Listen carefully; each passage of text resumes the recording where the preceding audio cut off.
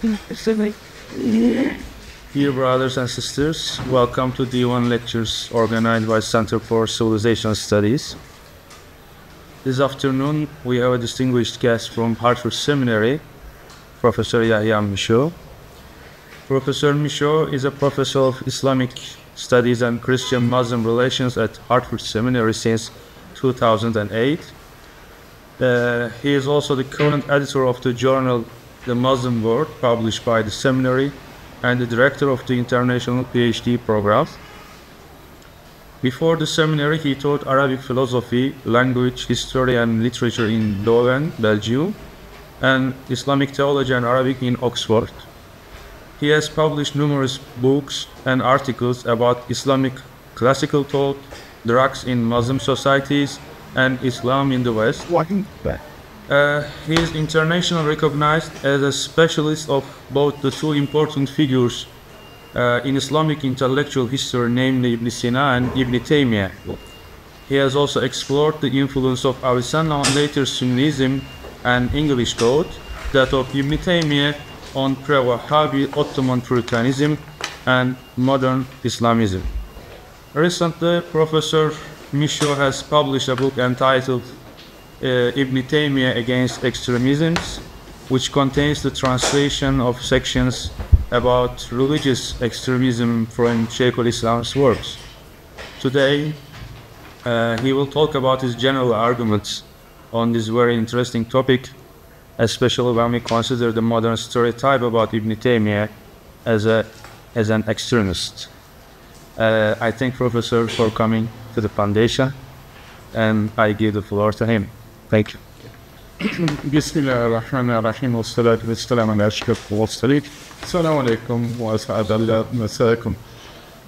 Çok memnunum ki buradayım ve buraya döndüm ve size bu davet için teşekkür ediyorum. Cüneyt ve Buğra'ya çok teşekkür ediyorum. Biraz tembelim ve bu sebebiyle İngilizce'de konuşacağım izninizle. And so I will start in English with your permission. As Junaid said, this talk will be about this book. I'm very sorry I've only got one copy left, which is my corrected copy. I was in Saudi Arabia for 2 weeks before coming to Turkey, and all my copies have been given around Saudi Arabia. More copies can come, but at the moment that's the only one I have. No. Ibn Taymiyya dies in 1328 in Damascus, in jail, and is enormously famous for various things, among them the fact that he is one of the few Muslim scholars named in the 9/11 Official Commission report. You read in that report that Osama bin Laden and other Islamist terrorist leaders draw on a long tradition of extreme intolerance within one stream of Islam, a minority tradition, from at least Ibn Taymiyya through the founders of Wahhabism, through the Muslim Brotherhood, to say it's on page 362 of that report. And 30 years ago, Ibn Taymiyya was already considered as the father of the Islamic Revolution. So when it was about the revolution of Iran, he would be considered as the father of the Islamic Revolution.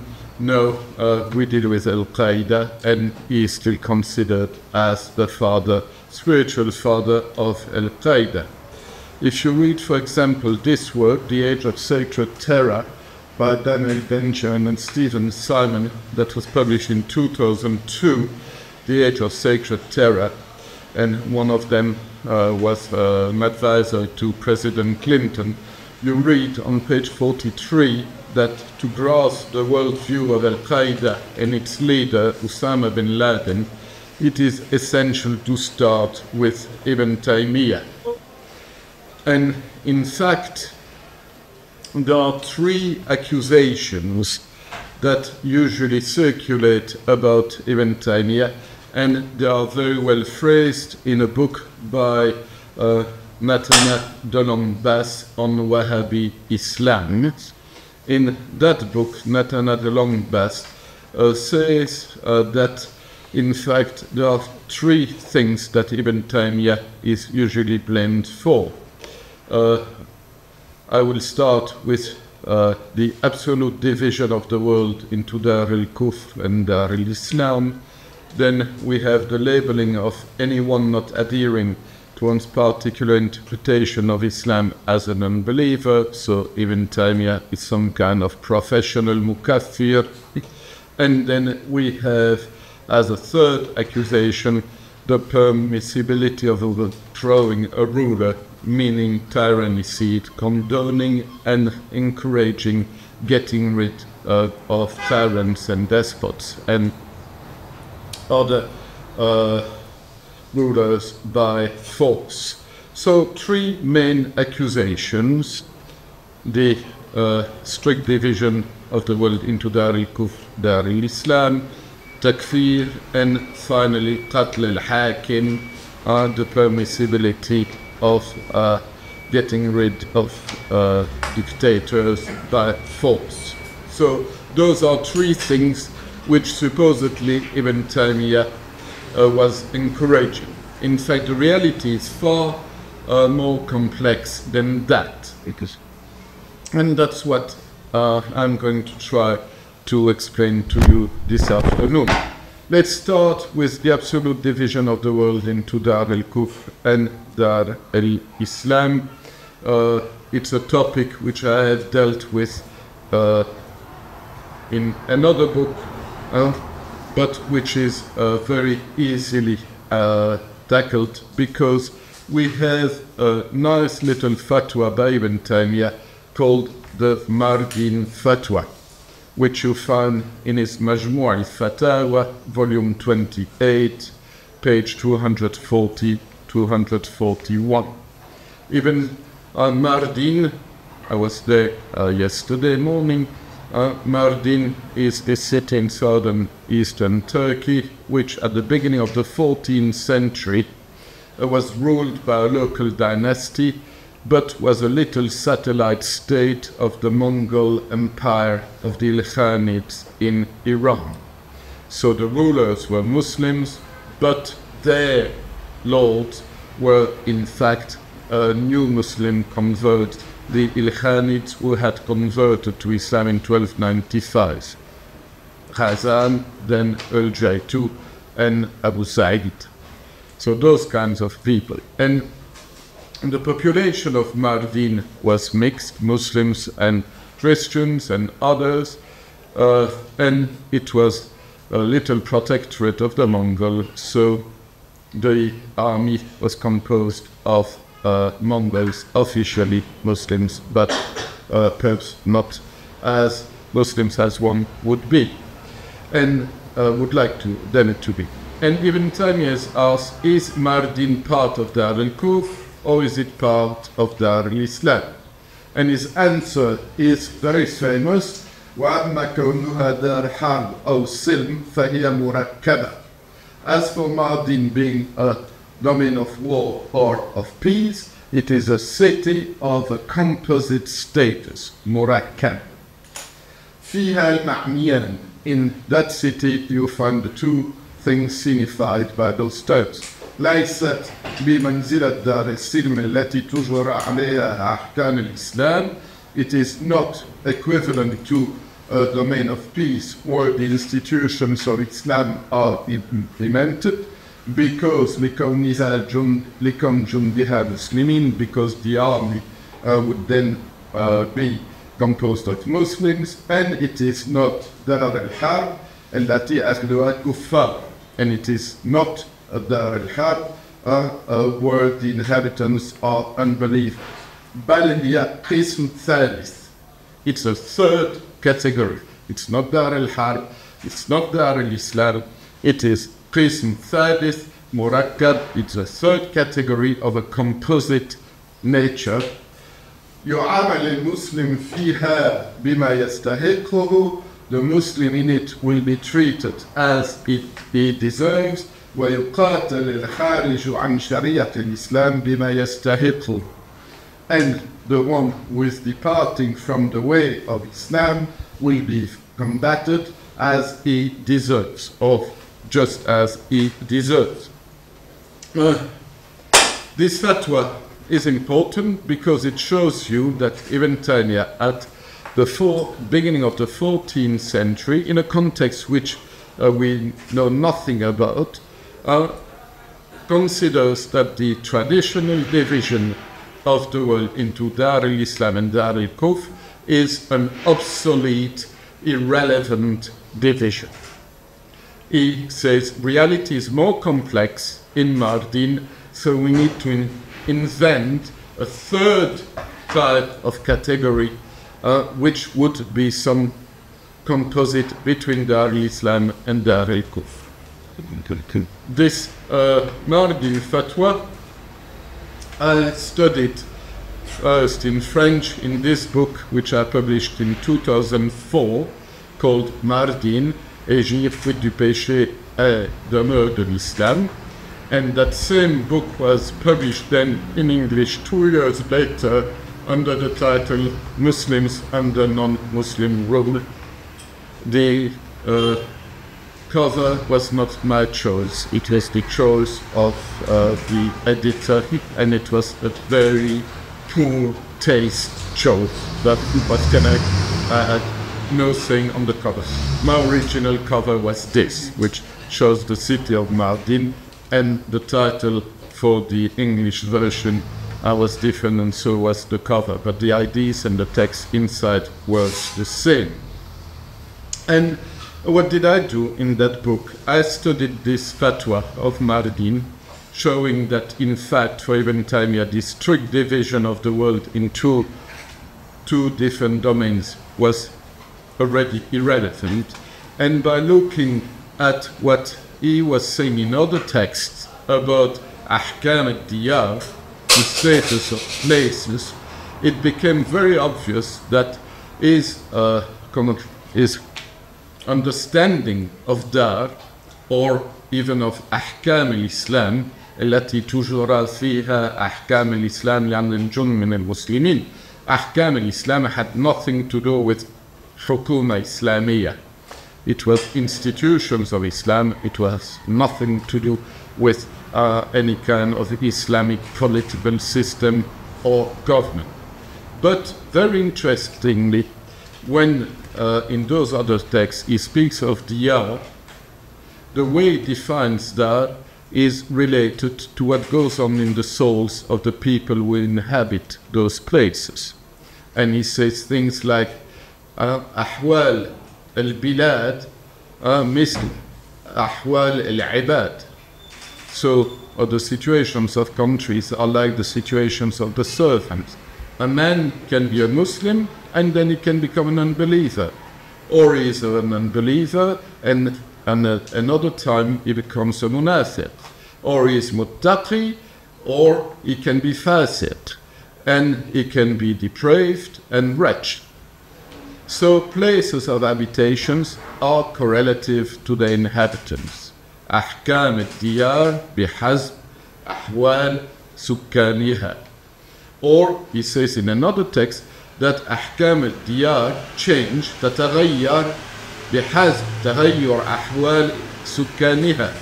A region may be a domain of unbelief when its inhabitants are unbelievers. It then becomes a domain of Islam when its inhabitants become Muslims. So the categorization of a Dar as being Dar al-Kufr or Dar al-Islam is not, and look at the fact that he is using then a philosophical vocabulary, it is not a lazim, it's not among the lawazim, among the concomitant qualities of the place. It is just a sifa aradiyya. It's an accidental quality. So a place can be a mosque, and then that mosque can be transformed, he says, into a meykhane, into a tavern. And a tavern can also become a mosque, depending on what you do in that place. And he also quotes and this anecdote that took place between two companions, one of the companions writing to the other and telling him, oh, come to Syria, al-ard al-muqaddasa, the holy land. And the other companion answers, no, there is no holy land, and there is no ard muqaddisa. He plays, it's a pun between passive and active, muqaddasa and muqaddisa. And he says, no, what will make somebody holy is not the place where he lives, but it is his actions. So the focus is on what goes on in the hearts of people, not in particular qualities of a place.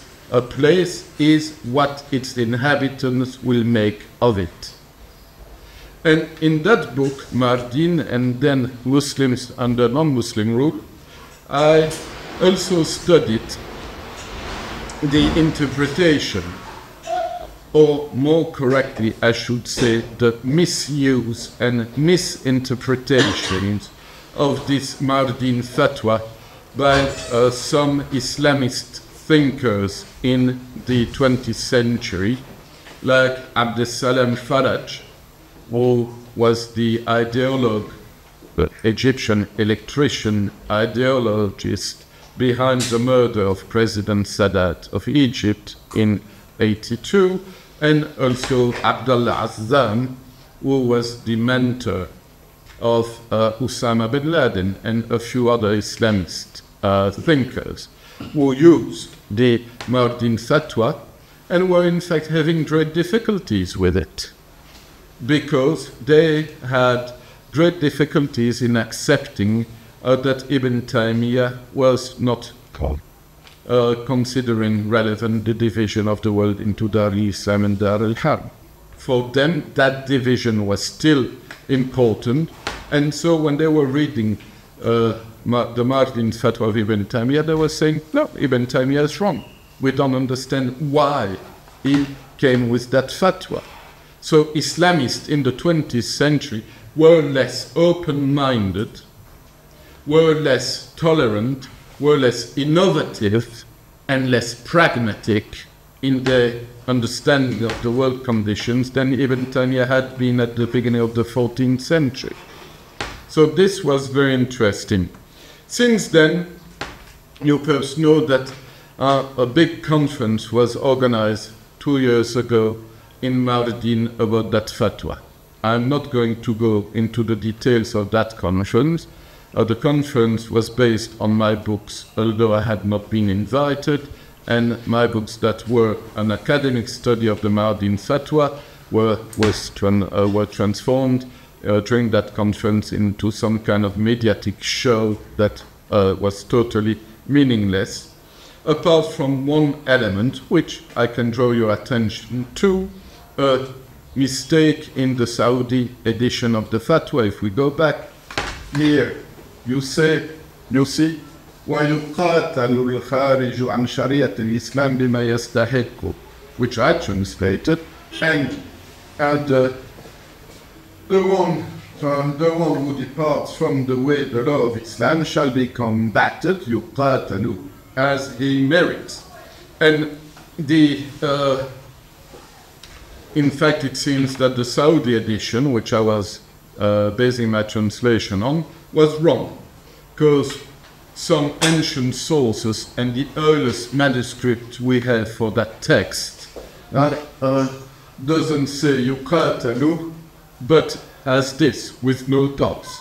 So, بل هم قسم ثالث يعامل المسلم فيها بما يستحقه ويعامل, it says, but that yu'amalu could be read yuqatalu and was read yuqatalu by the Saudi editor, al-khariju an shariat al-Islam bima yastahiqu. And so there's nothing closer to yu'amalu than yuqatalu. Just take the dots off and you see that the drawing of the letters are very similar. But the mashayikh and ulama and other mediatic personalities who met in Mardin said that this was an enormous problem, and in fact that misprint was the source of various amaliyat qitaliya, so fighting operations of terrorist natures that had been taking place in Europe on the basis of this fatwa, supposedly, and its translation into French or English, which is total imagination and based on no fact. And since then, you have this kind of stupid statement circulating on YouTube or on other sources by people as famous as Hamza Youssef, the Californian Sufi activist, who goes around claiming that Al-Qaeda is based on a fatwa misprint, is based on that the whole spirituality, combat spirituality of Al-Qaeda is based on this Saudi mistake, yuqatal instead of yu'amal. If you are interested in this Mardin conference, just go for it on internet. You'll have fantastic refutations of that Mardin conference coming from the most extreme Islamist website. My favorite one is Mu'tamar Mardin wa Fada'ih al-Mujrimin. So the meeting, the conference of Mardin and the scandals of the criminals. And the criminals are, in this case, those who met in Mardin. So those who took part in the conference. You can also look at this article which I published in a very good journal, The Muslim World, under the title Ibn Taymiyya's New Mardin Fatwa, Is Genetically Modified Islam Carcinogenic? I mean by that, when you transform Islam into some kind of spiritual diabetes, the main result of this spiritual diabetes will be that it will cause spiritual cancer.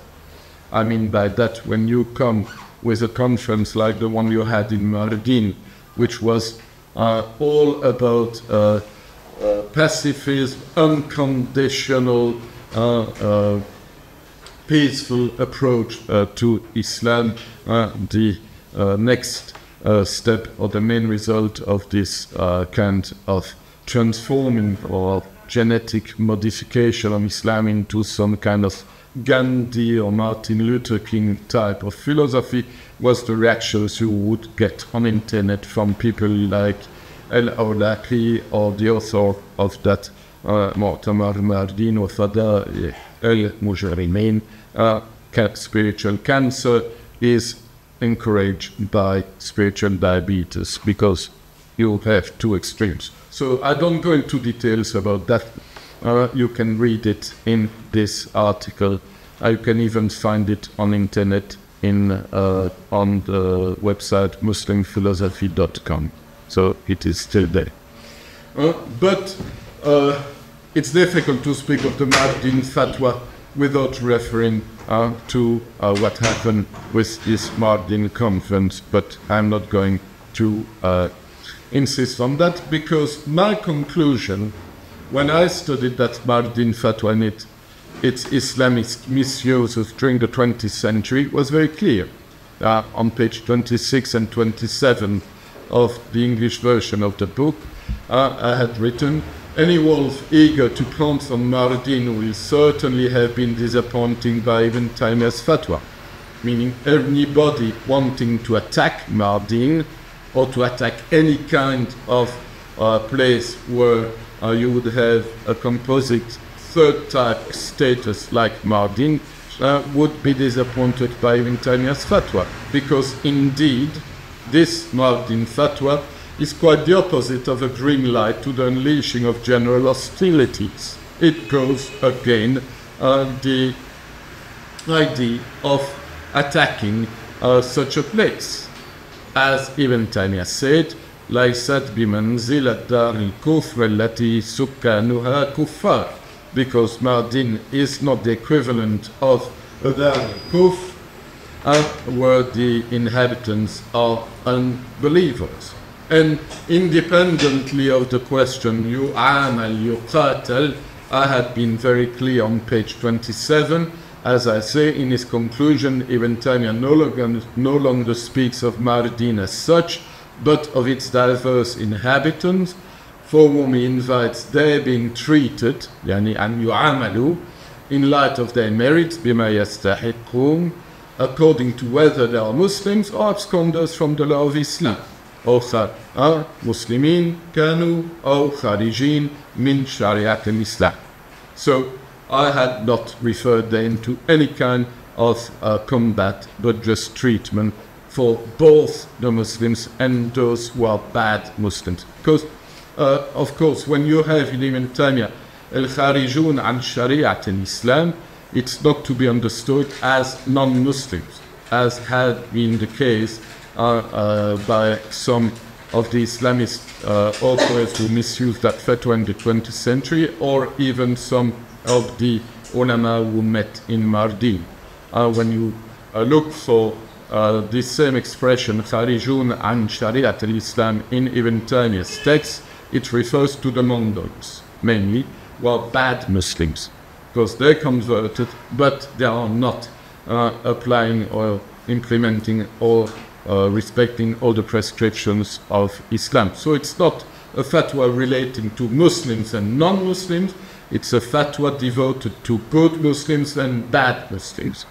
But it's still about Muslims only, not non-Muslims. So whatever this whole debate, and I can tell you the discussions are still carrying on, and the misunderstandings created by the Mardin conference about this Mardin fatwa are still circulating on the internet. Whatever that situation, I think that it can be said that the first accusation by that al-Long-Bas, the absolute division of the world into Dar al-Kufr and Dar al-Islam, is an unfounded, illegitimate accusation. The Mardin fatwa of Ibn Taymiyya shows by itself that Ibn Taymiyya was beyond that strict division. He had introduced a third category. And that's very modern, as I have already said. What about the second accusation? The second and the third accusation are dealt with in my book.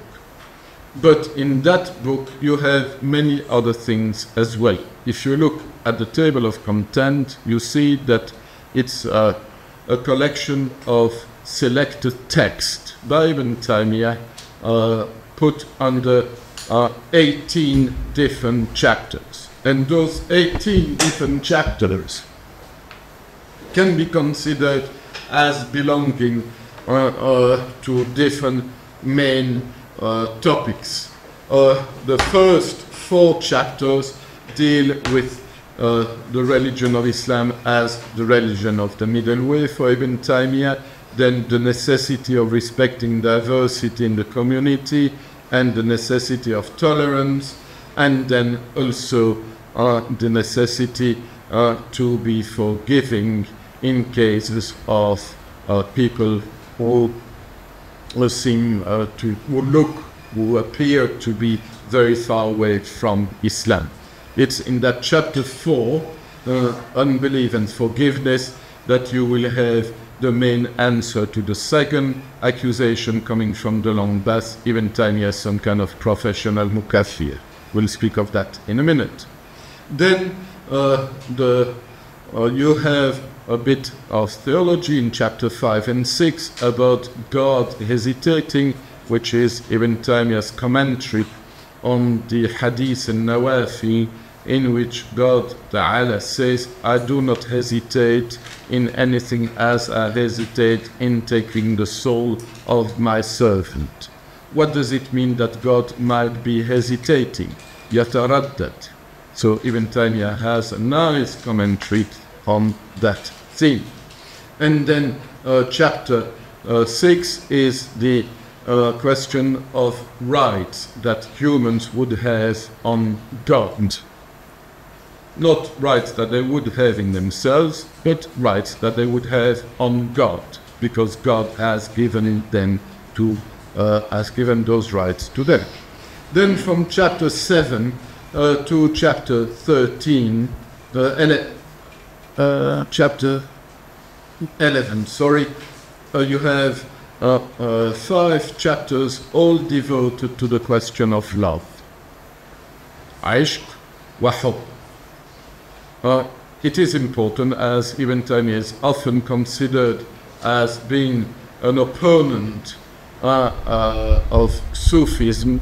It's important to show that, in fact, and I will give you a text or two in a minute, important to show that, in fact, for him, love is the core of the religion.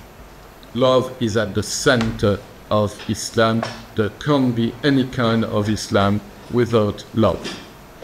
And we should never forget that he belongs to the Hanbali tradition, and that the greatest Sufis of classical Islam were all Hanbalics. Mansur al-Hallaj was a Hanbali. Abdullah Ansari of Herat was a Hanbali. Abdul Qadir al-Jilani was a Hanbali. Ibn al-Jawzi was a Hanbali. Ibn Qayyim al-Jawziyya is a Hanbali. So we can speak about that. Why are there such big Sufi names among Hanbalis? We can speak about that later if you want. But love is an important component of this rehabilitation of Ibn Taymiyya, which the book aims at. And then, after love, we have 3 chapters about nubuwwat, prophethood, because the conception that Ibn Taymiyya has of love leads him, of course, towards obedience to the Prophet, peace be upon him. And finally, the last 4 chapters are devoted to more political questions, obedience to the authorities, and also the place of Muslims in non-Muslim societies. And it is in relation to those last chapters that the 3rd accusation of Martin de Longbas will appear as totally meaningless. So let's go through that if you want. And first, a few texts not directly related to accusations 2 or 3, but that give you the context in which those accusations can be answered, mainly what I would call the spirituality of Ibn Taymiyya. And a first point in the first chapter is that for Ibn Taymiyya, Islam is a middle way. In every question you can find Islam as a middle way. And he gives, in different texts, tons of examples. For example, a funny one, in Judaism, everything is forbidden. You can't eat anything.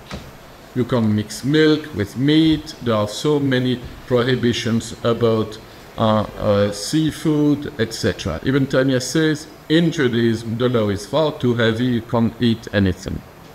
In Christianity, it's the opposite. You can eat everything you want, min al-naml ila al-fil, as we said, from the ant to the elephant. Everything can be eaten. In between those 2 extremes, you have the halal food prescriptions of Islam. Here, in the text about prophetology, same thing. The Jews ill-treat or kill their prophets. The Christians transform their prophet into God. They divinize it. Between killing the prophets or divinizing them, there is a middle way, which is the Muslim understanding about the Messiah and about the Prophet. In consequence of that, the believers hold a middle position about the Messiah. The believers, by contrast, believe in God's messengers, stand by them and aid them to victory, revere them, love them and obey them, but do not worship them and do not adopt them as lords. So it's a very, very practical way of speaking of Islam. You have a problem about your religion, take 2 extremes, you will always find in Islam in the middle. When I was in Oxford, once I remember some students told me, oh, in Islam you do not have anybody like Gandhi or Martin Luther King, you know, pacifist, etc. I said, yes, I'm very sorry. But we also do not have Hiroshima and Nagasaki. So in between those two extremes, there is room for a proper understanding of ways of defending the values in which we believe as Muslims, jihad. And Ibn Taymiyya explains that Afdalul Jihad, the most eminent form of jihad, it's a hadith, it's the only hadith about jihad which is not unauthentic like the one speaking of lesser and greater jihad. Afdalul Jihad kalimat haq amam sultan ja'id. The most eminent form of jihad is to speak the truth in front of a despotic sultan. So there is room for this kind of understanding of jihad between the extremes of unconditional pacifism and nuclear terror. And it works for every kind of topic you might have. You will always find Islam as a middle way between extremes, and as soon as you go towards an extreme, you are going away from the middle way of Islam, from the core of the religion. That being said, another aspect of Ibn Taymiyya was supposed, and that already introduces us to this refutation of the accusation that he's some kind of mukaffir of people who do not share his ideas. Look at this. It says, nobody may put the people to trial on account of the names that it is permitted to wear. You can be associated with an imam like the Hanafi, the Maliki, the Shafi, and the Hanbali, or with a sheikh like the Qadiri, the Adawi, or others. Or you can be associated, for example, with tribes like the Qasi or the Yemeni, or with regional centers like the Syrian or the Iraqi or the Egyptian. There will be no friendship on account of these names, no hostility on the basis thereof. On the contrary, the most noble of creatures in the sight of God is the one among them, of any group whatever, who most fears him. And in the two earlier paragraph, he was very clear. He was saying, some companions were asked, do you belong to the millah of Ali or the millah of Uthman? And he answered, I do not belong either to the confession, the millah of Ali, or the confession of Uthman. I belong to the millah of God's messenger. So, for Ibn Taymiyya, diversity is the rule. Respect of diversity is what the religion is about, and nobody has got the right to impose his own understanding of the religion on others. It is not permitted, as he says, لا يجوز تقسيم الأمة على أساس مفاهيم وأسامي ما أنزل الله بها من سلطان. It is not permitted to divide the community on the basis of concepts, ideas, or names through which God has not sent down any kind of authority. And you know, that's what we believe in as Muslims. We have how many mazahib? Arba, but you can add the Ja'fari, the Zaidi, the Ibadi, the Zahiri, that's 8. How many kutub of traditions do we have? We have al-kutub al-sitta, or even al-tis'ah. How many turuq do we have? It's always the same. When the religion is not offering an ijma', a consensus, the rule in Islam is that you offer a menu. And if you are not pleased with what you read on this website, you can go to another website and nobody can force you to follow a particular catechism. That is Ibn Taymiyya's view, put in a few words of more modern appearance. And so tolerance of this diversity and of the alterity of views for him is the rule. Because some can have a knowledge of a particular type of hadith prophetic traditions, for example, reach one in other words than those which reach another. Certain verses of the Quran are commented upon in a commentary whose expression differs from that of another commentary, etc. Only the Quran and the Hadith are the final authority, and apart from that, the rest is diversity of opinions about which there is no general agreement between the scholars, and so matters about which the scholars have disputed, one shall not say that God commanded each of them to hold inwardly and outwardly to his positions, as he commanded the prophets to hold to their message, even if that is what is said by a group of adherents of Kalam theology. Theologians are always ready to impose their views. Nobody is obliged to follow them. Okay? So, I think, again, God does not burden a soul except with that which it is capable of carrying, and diversity, tolerance of a multiplicity of views, that is what the religion is about. If those are texts written by a mukaffir, I wonder what we mean by mukaffir then. It doesn't make sense. A text about love now, as somebody who is supposed to be opposed to Sufis, about the idea of love, he is very clear. He says, love is the core of the religion in Islam, as it is for Judaism and Christianity. The greatest of the commandments is that you love God with all your heart, your mind, and your intent. That's what you have in the Jewish Bible, that's what you have in Greek in the New Testament, and according to Ibn Taymiyya, that is the reality of the original belief, Hanifiyya, the confession of Abraham, Millat Ibrahim, which is the foundation of the way of the Torah, of the Gospel, and of the Quran. Mahabbatillah, that God loves the servants and that the servants love God, as said in the Quran, that is what the religion is built on. And the theologians who deny the love of God for his servants, or the love of the servants for God, as is the case in Ash'arism and in Mu'tazilism, misunderstand the religion.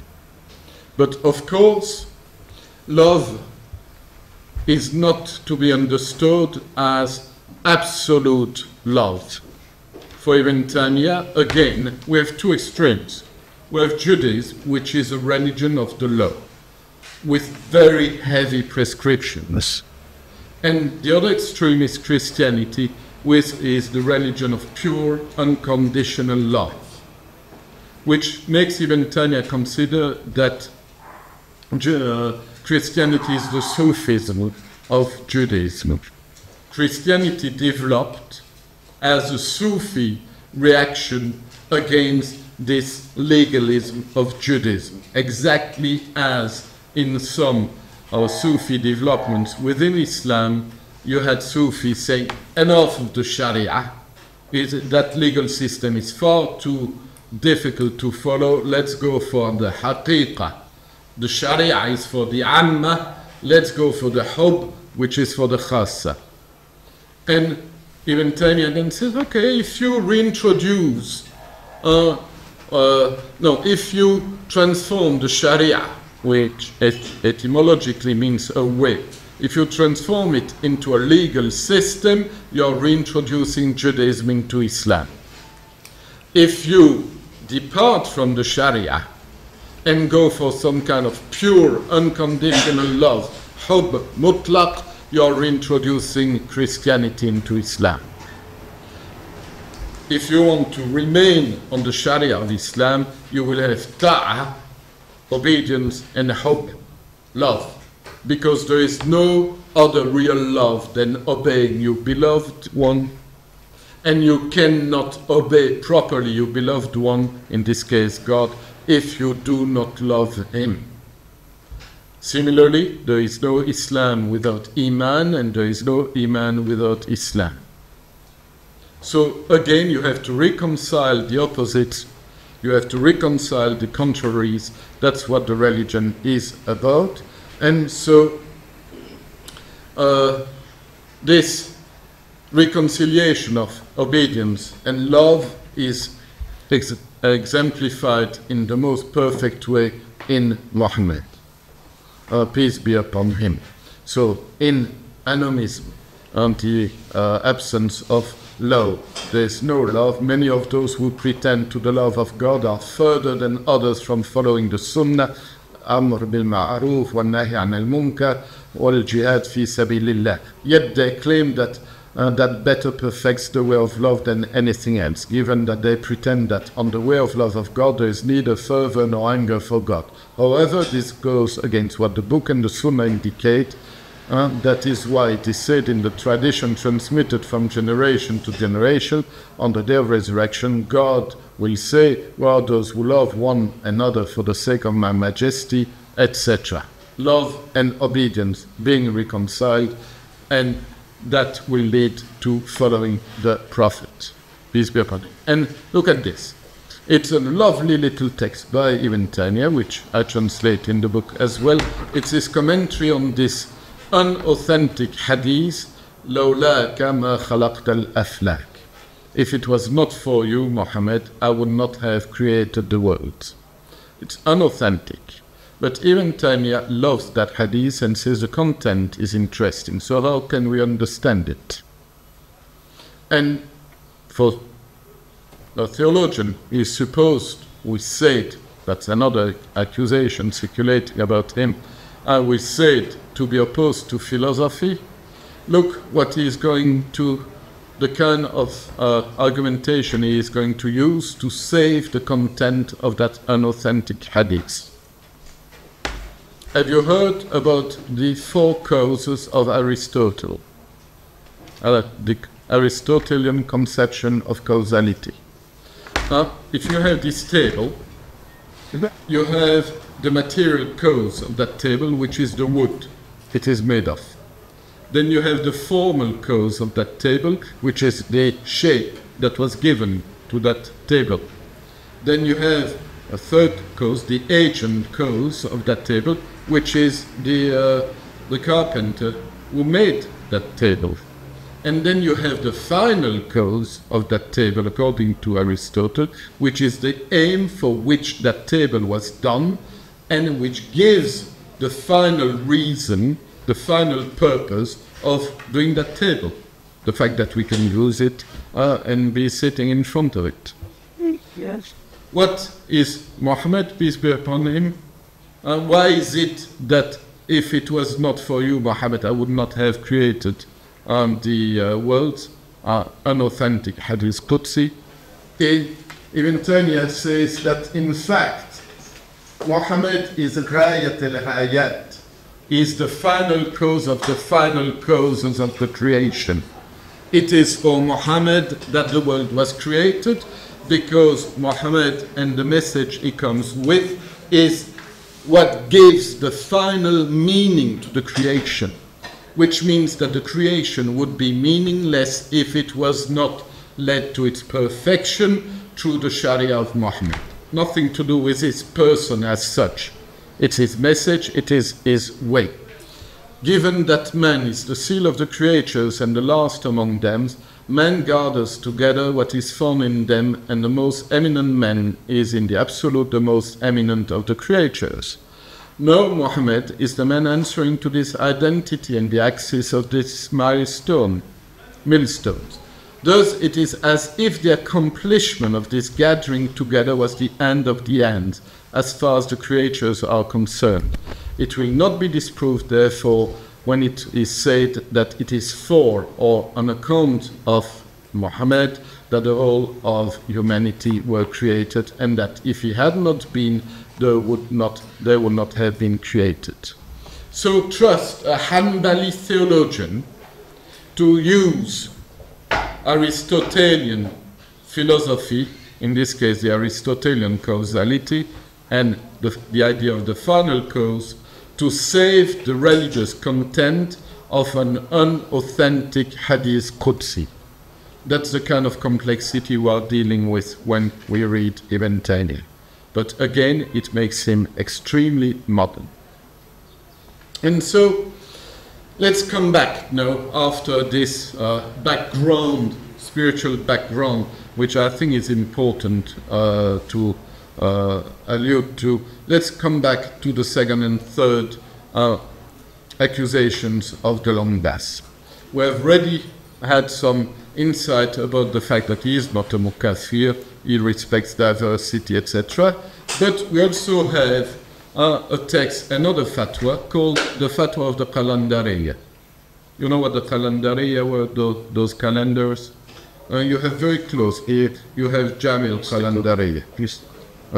The calendars were in the 14th century, to say it briefly, the hippies of the 14th century. And they were not following any kind of religious prescription or respecting any kind of social convention. They were going naked in the street, not totally shaved, not only their head, but also eyelids and everything. They had all those, not tattoos, but they read, if you want to know about them. Yeah, it's this kind of guy in the 19th century.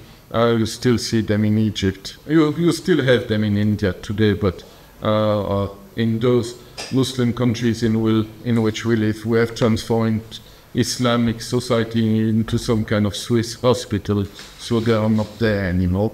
But if you want to read about them, read Ahmed Kara Mustafa is a Turkish-American scholar, and in this book, God's Unruly Friends, you have an excellent study of the Qalandari.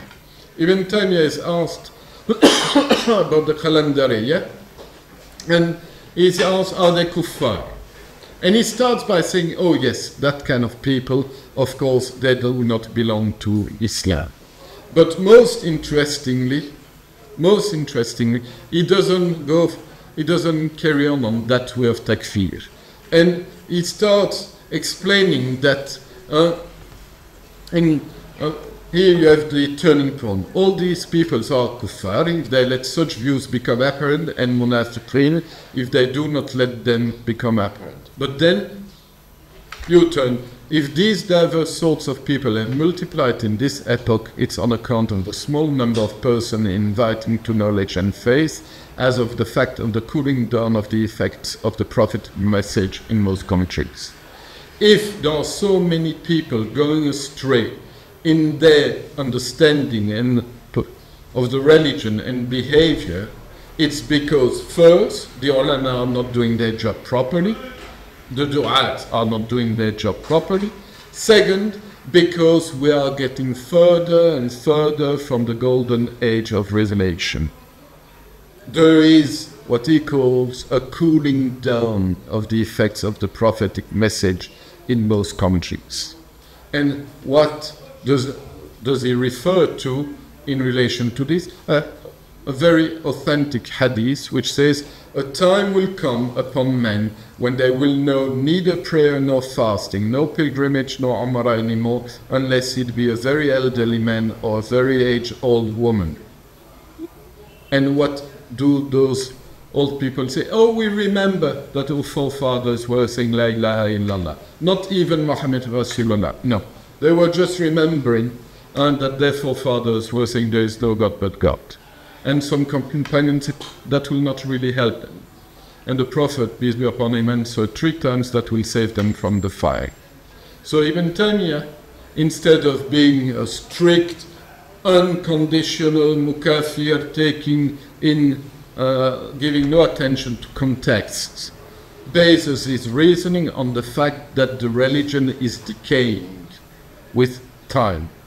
With the passing of time, the religion is less and less present in societies.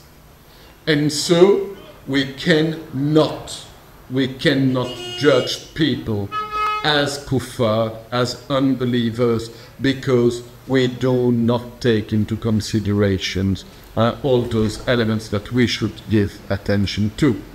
And that's the hadith of the old man. يأتي على الناس زمان لا يعرفون فيه صلاة ولا صيام ولا حجا ولا عمرة إلا الشيخ الكبير والعجوز الكبيرة. ويقولون أدركنا آباءنا وهم يقولون لا إله إلا الله فقيل لحذيفة بن اليمان ما تغني عنهم لا إله إلا الله فقال تنجيهم من النار. It will save them from the fire. And so Ibn Taymiyya then in the same Qalandariya fatwa goes into very interesting statements like this one. ولا يجب أن يحكم في كل شخص قال ذلك بأنه كافر.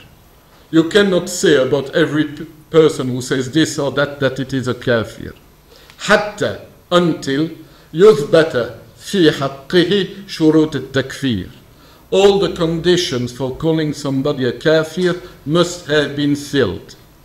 But that in itself is not enough. وتنتفي موانعه. All the mani', all the objections against calling somebody a kafir must have been answered. If you have any doubt or any objection or any mani' circumstance that has to be taken into account and that would explain why that guy did or said that thing for which you would like to call him a kafir, you cannot call him a kafir. مثلا من قال إن الخمر أو الربا حلال. For example, somebody who says that the wine or usury is halal. Because, why does he say that? لقرب أهدي بالإسلام. Because he's a new convert to Islam. Or لنشوئه في بادية بعيدة. Or because he was born far away from centers of knowledge. Or because سمع كلاما كره. He has heard something which he didn't believe in. Or ولم يعتقد أنه من القرآن. Or he has heard something and he has not believed that it was part of the Quran, etc. If you have not taken all those circumstances into consideration, you cannot call somebody a kafir. And if any of those circumstances is valid, you cannot call him a kafir. So you must have filled all the conditions for accusing someone of unbelief.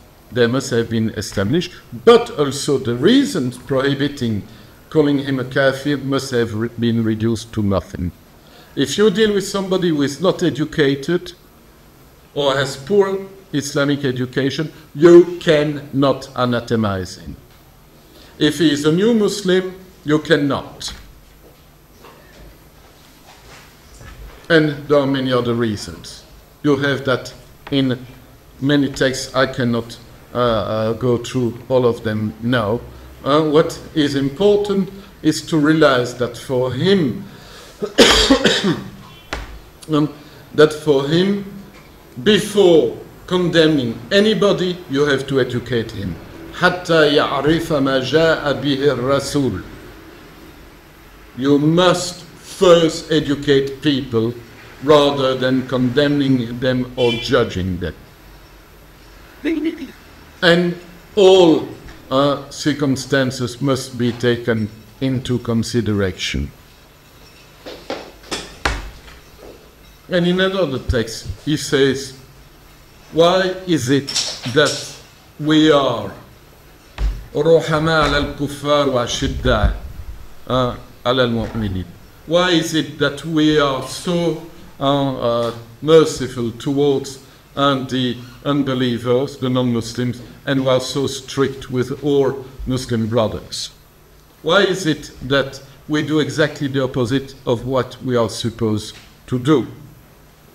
Indeed, if God had wanted, he would have suppressed all humanity very often. But God never punishes a people without sending them first a messenger to educate them. Why do we punish others by calling them unbelievers before sending them a messenger? So at least let's try to be as merciful as God has been towards humanity. And those are texts that you can find translated in that book. And that's another one from بغية المرتاد حتى تقوم عليه حجة الله الذي بعث بها رسله, etc. So if there are not Muslims who know everything, you always have to take into consideration the fact that they are ignorant. Ignorance is an excuse. As soon as you have lack of knowledge, you cannot condemn, you cannot judge. You have to educate, you have to teach. And it's not just me putting those texts on the market again. If you read Zahabi, that's a statement by Zahabi, he was very clear. He lives in the time of Ibn Taymiyya. And he says it is Ibn Taymiyya's way to search widely for excuses for people and not to call anyone unbeliever until after that person has been notified of the hujjaj and justification of the orthodoxy of that which he is disputing. Ibn Taymiyya used to say those positions are unbelief, yes, and dalal. And the one who holds them is a mujtahid who does not know and who has not been notified of the justification of God. Hujjajillah. Maybe that he will retract or come back to God. But you cannot condemn him. So I think we can consider that this labeling of anyone not adhering to one's particular interpretation of Islam as an unbeliever is coming from the imagination of Nathalie de Lombas, and I wish that she had done her homework, or no, I would suggest she reads the book. Perhaps she will change her views in the next edition of her book on Wahhabi Islam. Let's finish now with the third accusation, permissibility of overthrowing a ruler. And that has, this accusation has mainly to do with the fact that Ibn Taymiyya was not just a theologian, but he was a mufti involved in the society in which we lived, and this society faced invasions by the Mongols, the Mongol rulers of Iran, the Ilkhans. Ghazan Mahmud had converted to Islam in 1295. He was, I think, the great-grandchild of Genghis Khan. He had converted to Islam, but 4 or 5 years after his conversion, he comes from Iran, he attacks Syria. His army... His army... No problem, leave it. His army commits massacres in Damascus, then they retire. 10 years later, his brother and successor, J2, tries to come back to Syria as well, and Ibn Taymiyya writes anti-Mongol fatwas to stir up resistance against the Mongol invader. Because J2 then has converted to Shiism, his army is famous for the massacres that they committed 10 years before while they were occupying Damascus. And Ibn Taymiyya invents this reasoning to encourage resistance against the invader. He says, they are not following the Sharia, but they are still following the Yasaq, the great law of Genghis Khan. So they are unbelievers, even if they have converted to Islam, and so we have to fight them. Three steps reasoning. They follow a non-Islamic law, so they are unbelievers, so we have to fight them. And that reasoning is based on Surah Al-Ma'idah, verses 45 to 50. Those who rule on the basis or judge on the basis of something else than what God has sent down, those are the unbelievers, those are the unjust, etc. So he uses this Quranic reasoning against the Mongol invaders, and you have that in his anti-Mongol fatwas in volume 28 of his Majmu' al-Fatawa. كل طائفة ممتنعة عن التزام شريعة من شرائع الإسلام الظاهرية الظاهرة المتواترة من هؤلاء القوم وغيرهم فإنه يجب قتالهم حتى يلتزموا شرائعه وإن كانوا مع ذلك ناطقين بالشهادتين. Even if they have pronounced the shahadatain, they have to be fought because they are not observing the prescriptions of Islam. Problem is that those anti-Mongol fatwas in the 20th century have been used in Egypt and in other places against the local rulers of Egypt. It is in this famous pamphlet, The Neglected Duty, Al-Faridat al-Ghaiba, which was written by this Egyptian electrician called Abd Salam Faraj, you find that Abd Salam Faraj says, oh, in fact the Mongols are not outside of the Dar al-Islam anymore, they are ruling Egypt. So Sadat goes to Jerusalem, signs the Camp David agreement, it means it is not following the Sharia anymore, so he's an unbeliever, so we have to kill him, and that's what they do. That 1 year later they kill him. Similarly, it is used. And that's a passage, the Mongols and their likes, the equivalent of our rulers today are even more rebellious against the laws of Islam than those who refuse the zakat tithes or the Kharijis, etc. So he assimilates Sadat to the Mongols. Similarly, they do the same in Algeria in the 1990s with Abdel Fattah Ali Ben Hajj, which is the number 2 of the Algerian Front of Islamic Salvation. The generals in Algiers follow the laws inherited from French colonization, so they are not real Muslims, so we have to fight them.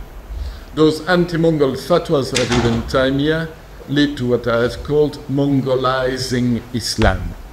When Muslims like Abd Salam al-Faraj or Ali al-Hajj Mongolize, assimilate to the Mongols the rulers of Egypt or Algeria.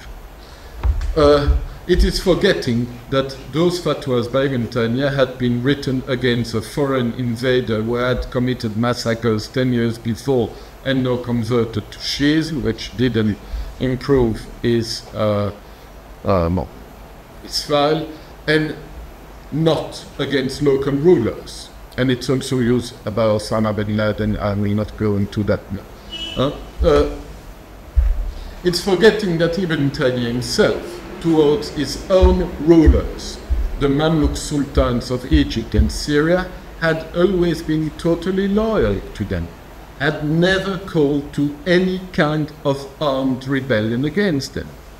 So his anti-Mongol fatwas were a theology of defense against an outside attack.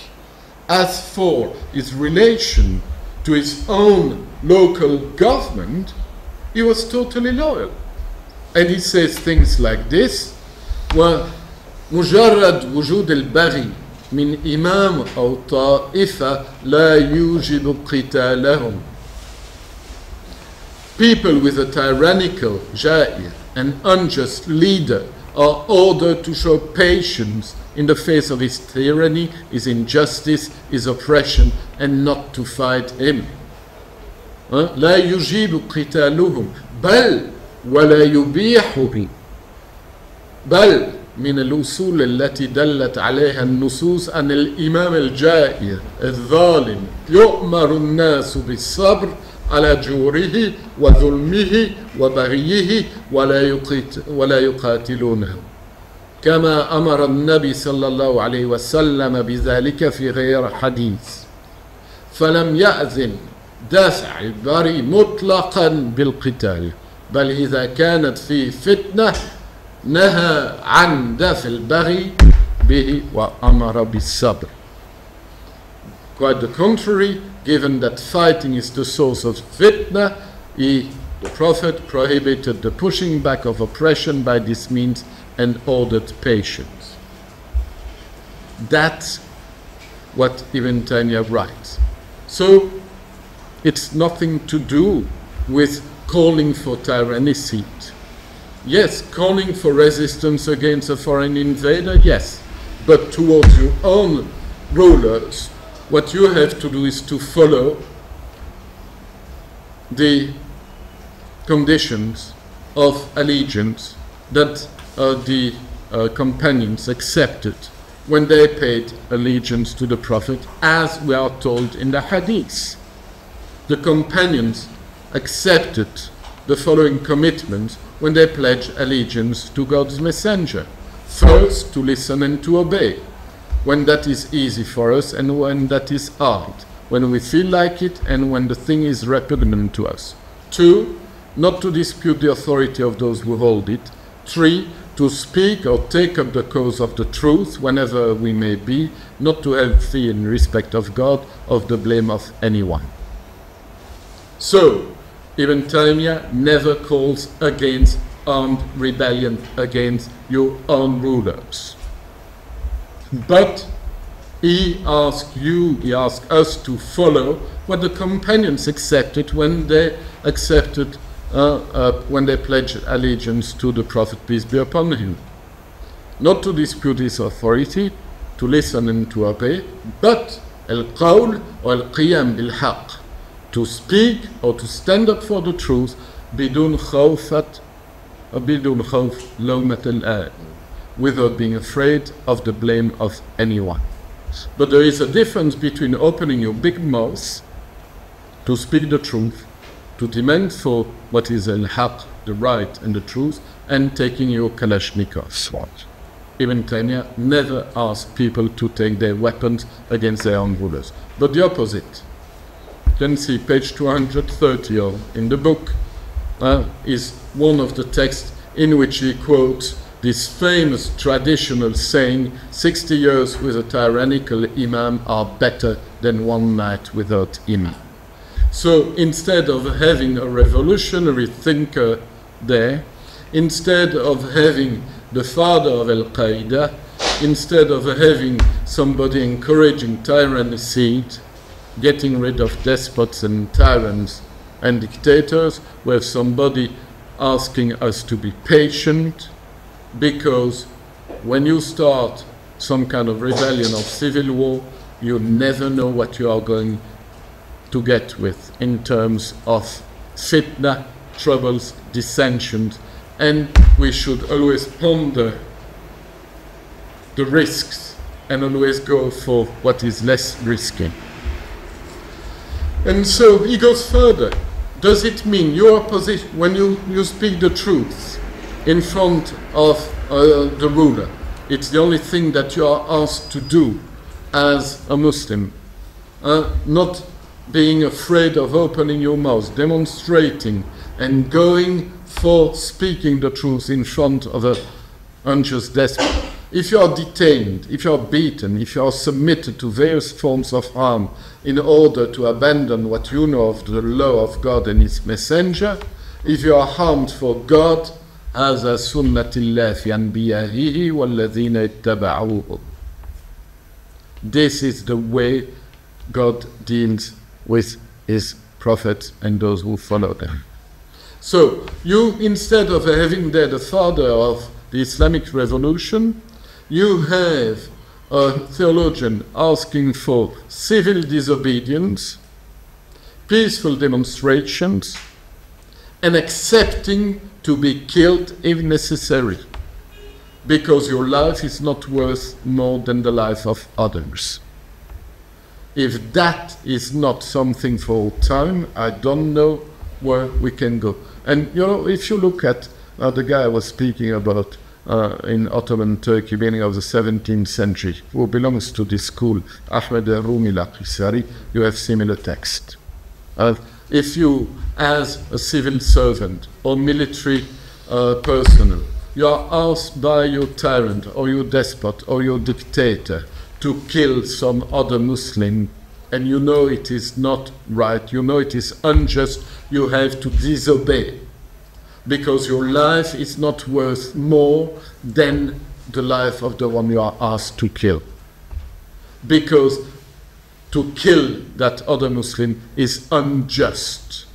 And so if you fear for your life if you disobey the order, that's it. That's the way God deals with his messengers and those who follow him, who follow them.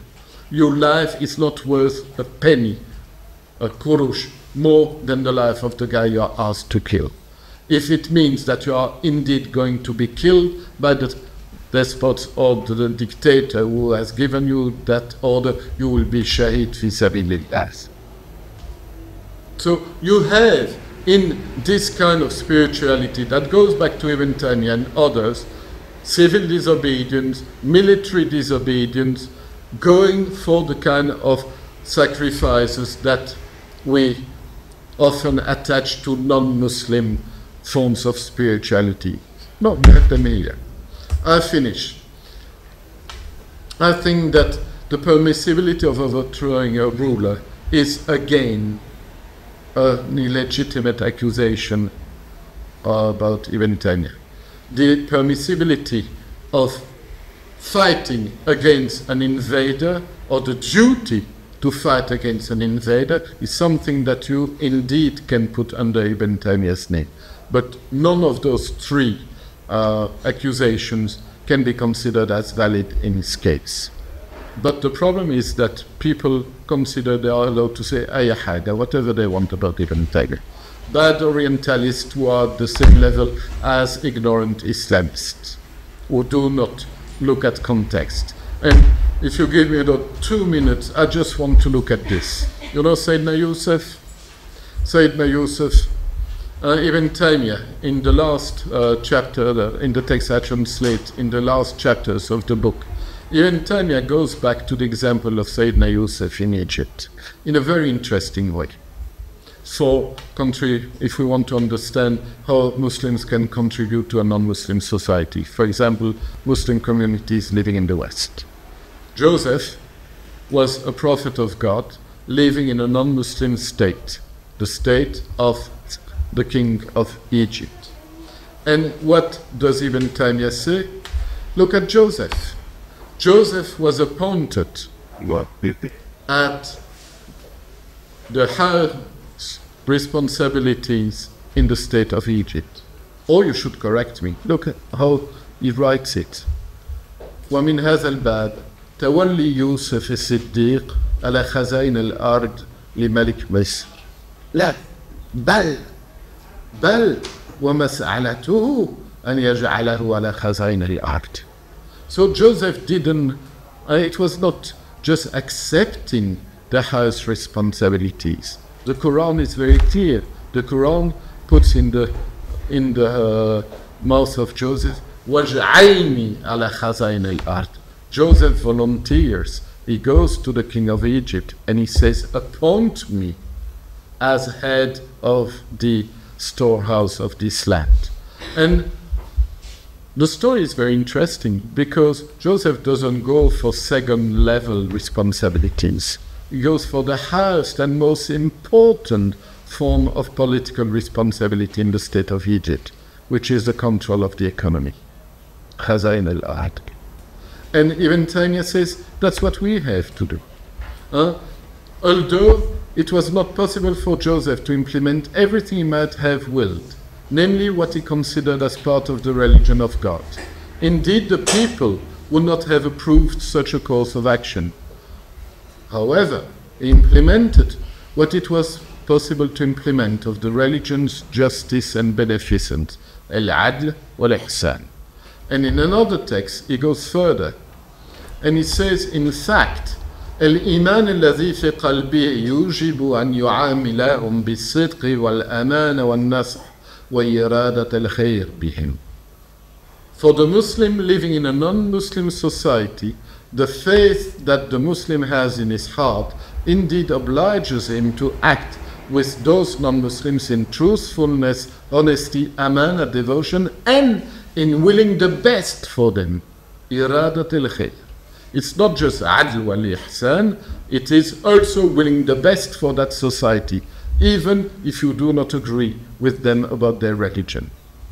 Just thus, Joseph the truthful behaved vis-à-vis the inhabitants of Egypt who were unbelievers.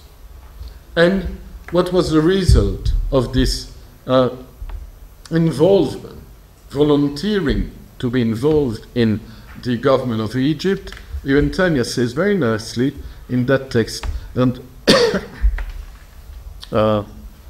where is it? Or is it? No, I've not put it here. He says, and it is, thanks to his power, and at the end of that text, وَنَالَ بِالسُّلْطَانِ من إكرام المؤمنين من أهل بيته ما لم يكن يمكن أن يناله بدون ذلك. And it is because Joseph accepted those responsibilities of in the state of unbelieving state of Egypt that he eventually treated the believers among the people of his house with a generosity which otherwise it would not have been possible for him to achieve. In clear words, it's because he volunteered to have the highest responsibilities in this non-Muslim society that Joseph was finally able to help his brothers. Where were his brothers? Palestine. Wassalamu alaikum wa rahmatullahi wa barakatuh. Thank you so much for this eye-opening speech, Professor. You presented a very completely different picture of Ibn Taymiyya than that of mine. I think there are some questions and comments. We can go back through this.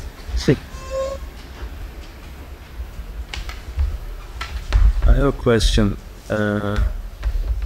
Although we have the corpus of Ibn Taymiyya for very early time, what are the causes of these very big misconceptions about Ibn Taymiyya, West and East?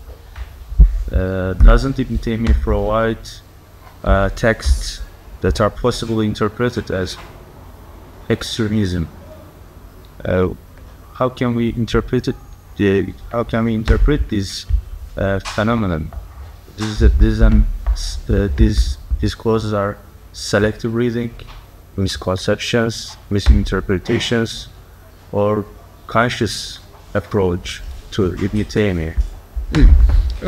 I think there are a good question. Thank you for it. I think there are many reasons. First is Arabic. It's very difficult. It's not easy to read here because he writes Arabic like an Arab, not like a Persian, you know. Al-Ghazali, it's like a Persian. You have all those anecdotes and stories, and it's Ibn Taymiyya. It's very concise and it's not easy to read it. Ibn Qayyim al-Jawziyya is read. People do not have the problems they have with Ibn Taymiyya when they speak of Ibn Qayyim. Although most of the ideas of Ibn Taymiyya you find them in Ibn Qayyim. So myself, I have no time for Ibn Qayyim because it takes him 2 pages to say what Ibn Taymiyya says in 2 sentences. But Ibn Qayyim is very useful. When you do not understand Ibn Taymiyya, you go to Ibn Qayyim and you will find detailed and expanded the ideas that you had already in Ibn Taymiyya. So to say that people have totally rejected Ibn Taymiyya is even not true from that point of view, because they take his ideas from Ibn Qayyim al-Jawziyya, which is easier to read. A second thing is that indeed Ibn Taymiyya should have got married. He never got married, and if he had got married, he would probably have calmed down a bit. And so sometimes indeed he gets nervous. We have texts where his brother, when he's in jail, or some of his disciples say, calm down, because he gets nervous, he attacks, and he has this wonderful genius for killing expressions. But my favorite one is what he says about the poetry of Asifuddin at-Tilimsani. At-Tilimsani belongs to the school of Ibn Arabi, Ittihad, Hulul, Wahdat al-Wujud, etc. And Ibn Taymiyya says his poetry is beautiful. It's beautifully written. Of course, the content is disgusting.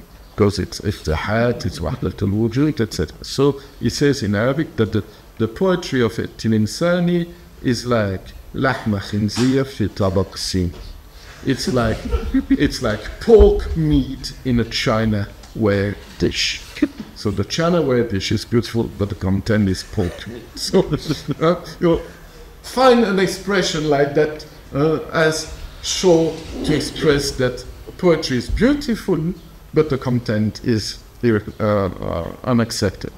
So difficult language. He should have got married, and his work is immense.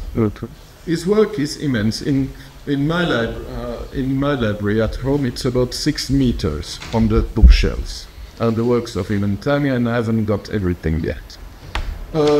People go for a few particular texts, and they, in the 20th century, because it's mainly in the 20th century, that end of the 20th century, that this hijacking or misunderstanding of Ibn Taymiyya took place.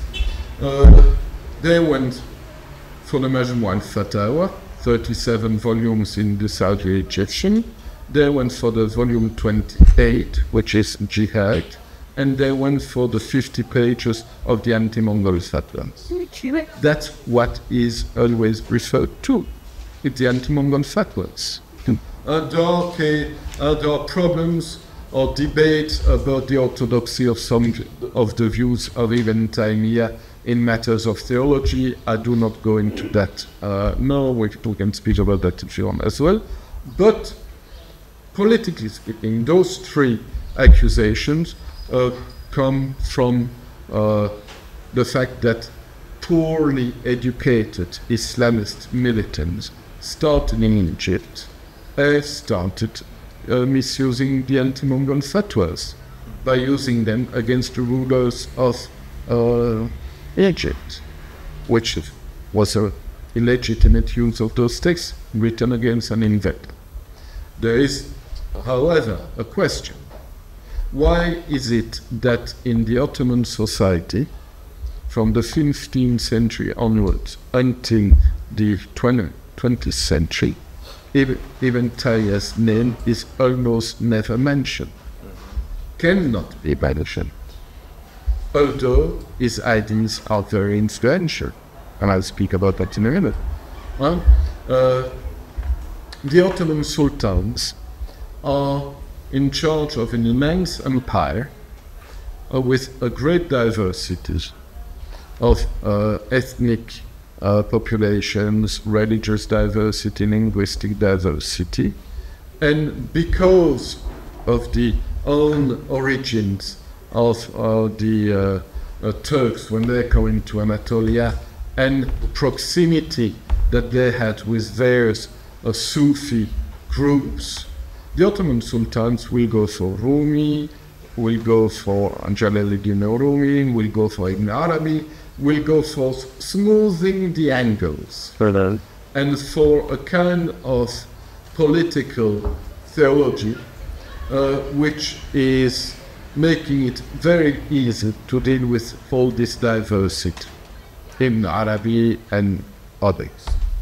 And when Sultan Selim in 1570 goes to Damascus, he restores, he builds a mosque where supposedly the grave of Ibn Arabi is. We are not sure that it was effectively there. He doesn't visit the grave of Ibn Taymiyya, who is buried less than a kilometer away. Okay? And so Ibn Taymiyya has been, in this Ottoman society, seen as the one who is a bit too strict in his reading of the religion compared to the facilities offered by people like Ibn Arabi or Rumi. That's it. But have you heard of Birgivi, Qadizadeh, Ustuvani, Zani, Ahmed Rumi Lakhisari? Between Birgivi and Qadizadeh, all those people are directly influenced by Ibn Taymiyya. Have you read At-Tariq al-Muhammadiyya by Yergizi? The name of Ibn Taymiyya is never mentioned in At-Tariq al-Muhammadiyya. But you have in At-Tariq al-Muhammadiyya a number of pages that are copied verbatim by Yergizi from Kitab al-Sirat al-Mustaqim ala اقتداء الصراط المستقيم مخالفة أصحاب الجحيم by Ibn Taymiyya. The strictest, the firmest pages of Ibn Taymiyya against the veneration of graves, against the excessive love of sheikhs, against imitating the non-Muslims, are recopied verbatim in At-Tariq al-Muhammadiyya without the name of Ibn Taymiyya being ever mentioned. Which is very funny, because you have a good German scholar, Bernd Radke, who wrote an excellent article in German about the Tariq al-Muhammadiyya, identifying all the authors that Yergizi refers to, and giving all the references. And say, we never found the name of Ibn Taymiyya, there is absolutely no influence of Ibn Taymiyya on Tariq al-Muhammadiyya. The name is not there, but there are pages and pages and pages by Ibn Taymiyya that are copied verbatim by Yergizi. Which this article by Bernd Radke doesn't mean anything. He would have gone on Google, typed a few words of the Tariq al-Muhammadiyya in the pages concerning veneration of graves, Google would have given it Iqtida al-Sirat al-Mustaqim of Ibn Taymiyya. That's how I found it. And it's there. It's so simple. Use the modern tools you have. And similarly, in the Majalis al-Abrar wa Masalik al-Akhyar by Ahmed Rumi al-Qisari, which I have studied and I've published. I don't know if you've seen my book, Ahmed Rumi al-Qisari, Against Smoking. Yeah, right. It's the first study in a European language, including Turkish, on Ahmed Rumi al-Qisari.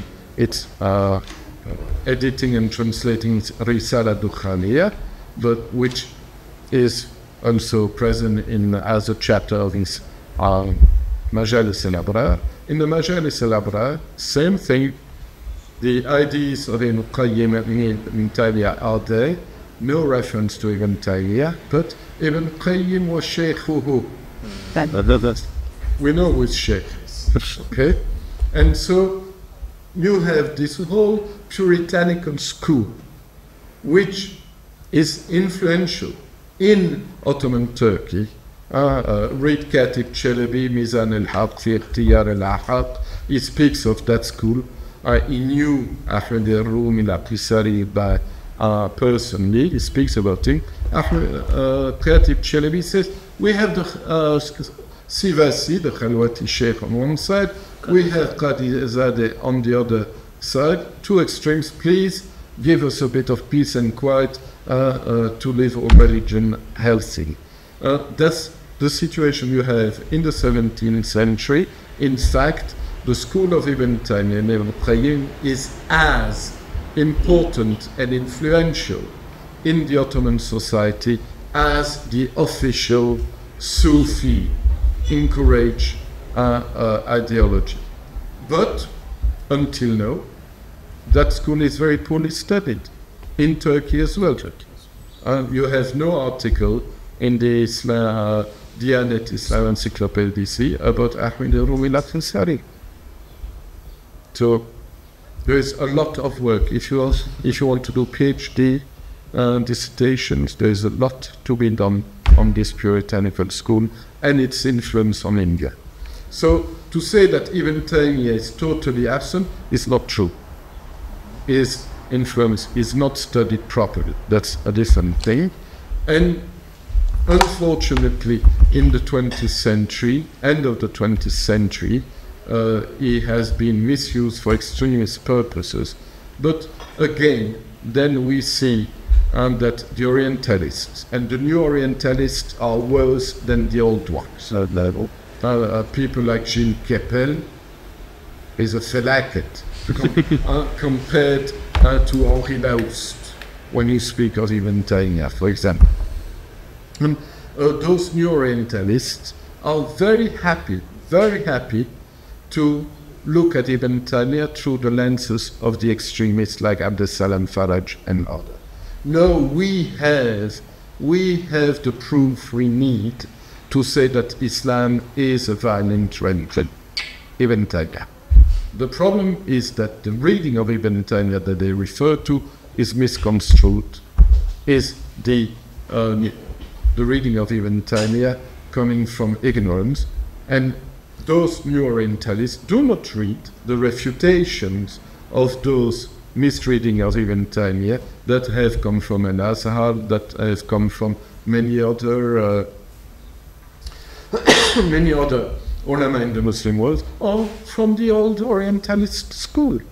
If Kepel was reading what Henri Laoust, the great French specialist of Ibn Taymiyya in the 50s, wrote, he would not be able to say what he says about Ibn Taymiyya.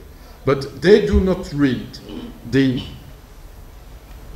mainline Muslim scholars, and they do not read the former generation of Orientalists.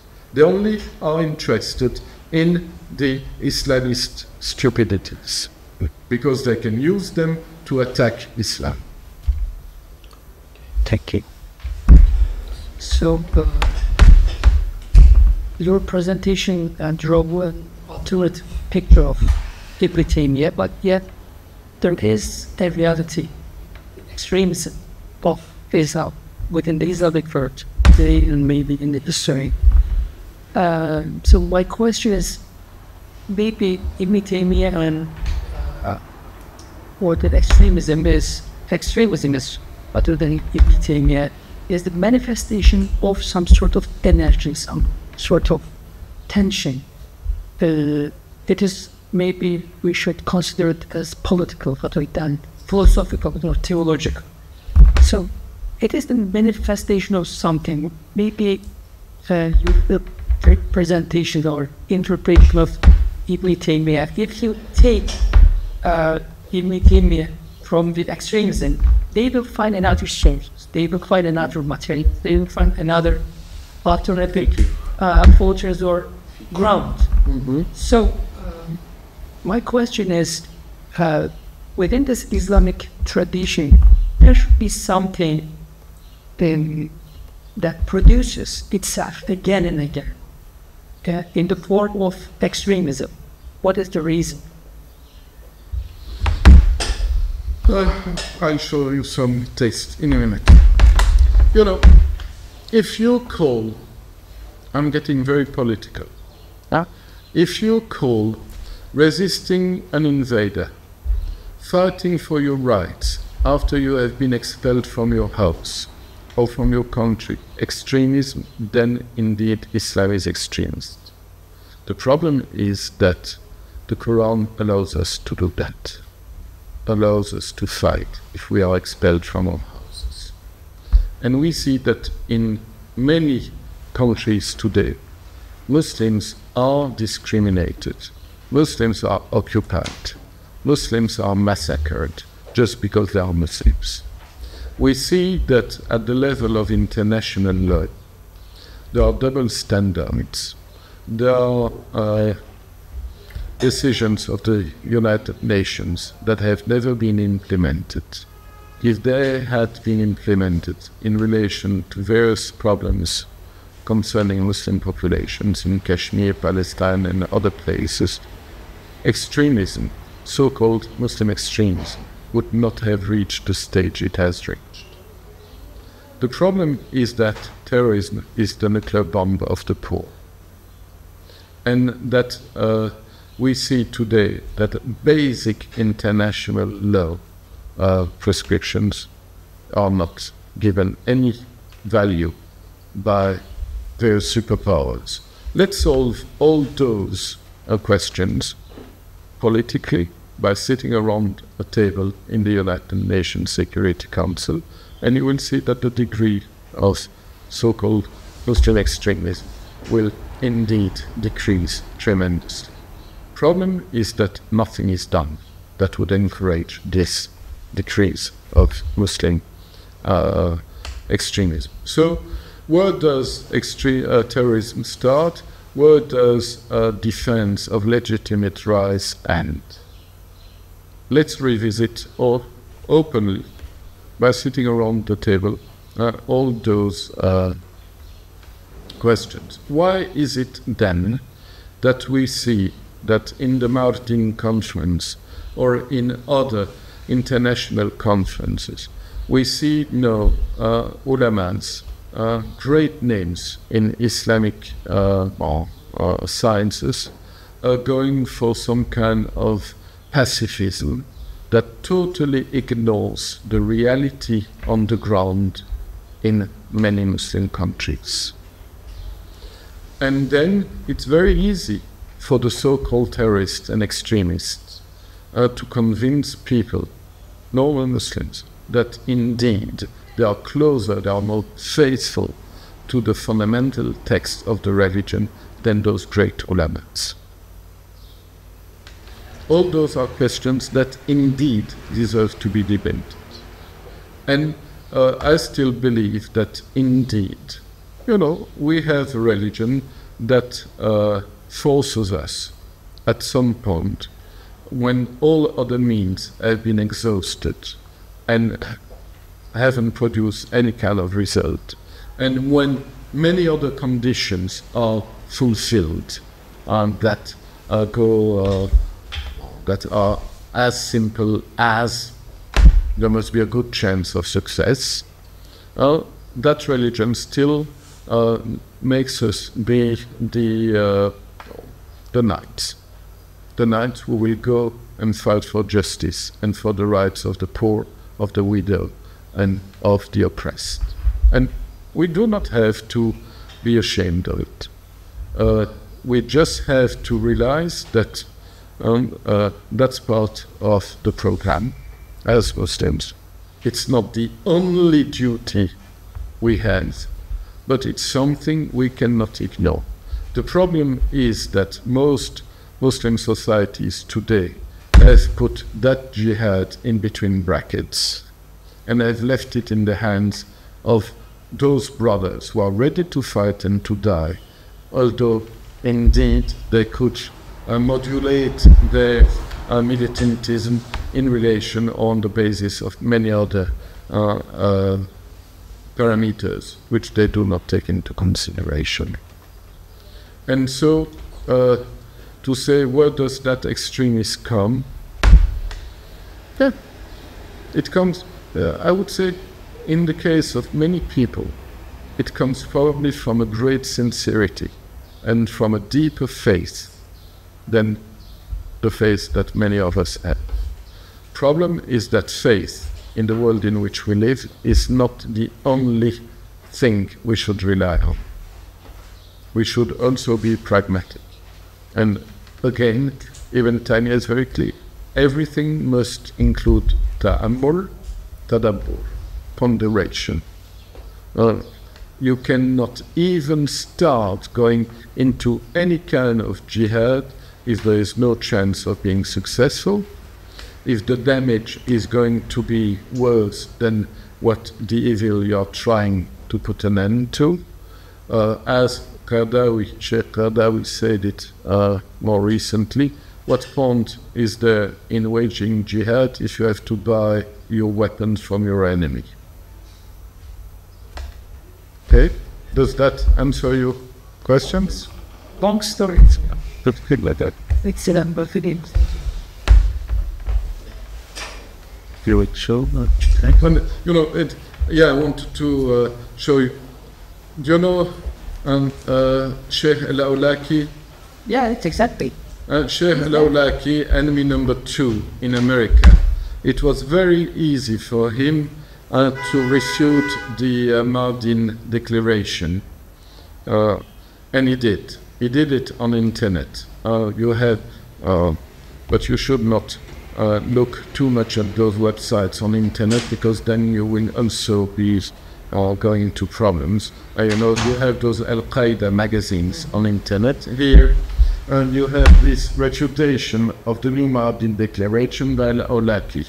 And Al-Awlaki there, very interestingly, quotes some of the passages of the Mardin Declaration that came out from that conference. And let me make it bigger. Okay. In the Mardin Declaration, you have this passage. Therefore, it is the responsibility of the Ummah's religious scholars to condemn all forms of violent attempts to change or violent protest. Within or outside Muslim societies, such condemnation must be clear, explicit, and be a true manifestation of real courage in speaking the truth, so as to eliminate any confusion of ambiguity. Absolute statement. It's mutlaq. All forms, without exception. What that is just giving water to the mill of extremists. And indeed, what does Al-Awlaki answer to that? He answers, the declaration calls for a blanket condemnation of all forms of violent attempts to change or violent protests within or outside Muslim societies. This might be the way of Gandhi or Martin Luther King, but it's not the way of Muhammad, who said, I was sent with the sword before the day of judgment. Islam does recognize changing true force, and that is what fighting fi sabilillah is. Today we cannot expect Palestine, Iraq or Afghanistan to be freed again except by force. What I like is the except, because the absolutism of the declaration, all forms led to another absolutism on the other extreme. Palestine cannot be freed again except by force. So an extremism leads to another one. In both cases, we are going wrong. We are going the wrong way. Because things are never black and white. Things are always different colors. And when ulama go for those kind of extreme declarations that Islam condemns all forms of violent attempt, it's even not true. And it's so easy then for the Islamist extremists on the other side to say, no, the Prophet was not Gandhi, he was not Martin Luther King.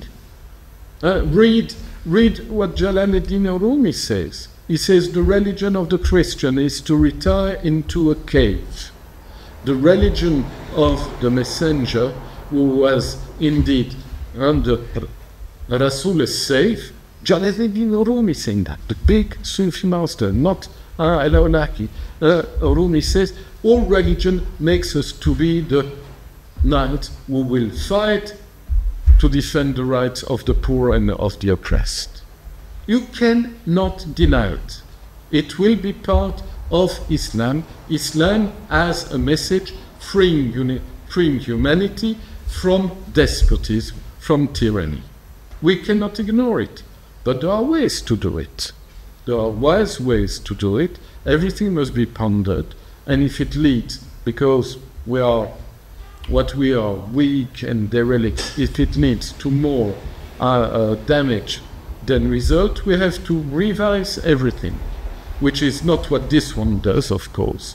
And he goes for some other form of absolutist, unconditional, unthought of